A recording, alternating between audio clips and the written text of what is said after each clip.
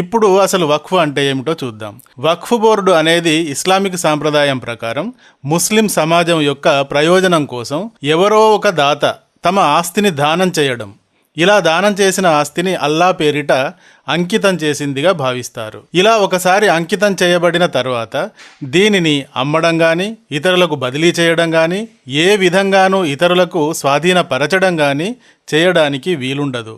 ఇలా ఇతరులు విరాళంగా ఇచ్చిన, నావి అని ఆక్రమించుకున్న ప్రభుత్వ ఆస్తులు, నావి అని స్వాధీనం చేసుకున్న ప్రైవేటు ఆస్తులు వక్ఫ్ బోర్డు వద్ద మామూలుగా లేవండి బాబు. దీని ఆస్తులను గురించి ఒక్కొక్కరు ఒక్కొక్కలా చెబుతున్నారు.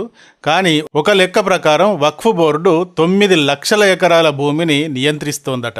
దీని మొత్తం విలువ 1.2 లక్షల కోట్లు ఉండవచ్చు అని అంచనా. దేశంలోనే అత్యధిక ఆస్తులు కలిగి ఉన్న సంస్థల్లో రైల్వేలు మొదటి స్థానం, రక్షణ శాఖ 2వ స్థానంలో ఉండగా వక్ఫ్ బోర్డు 3వ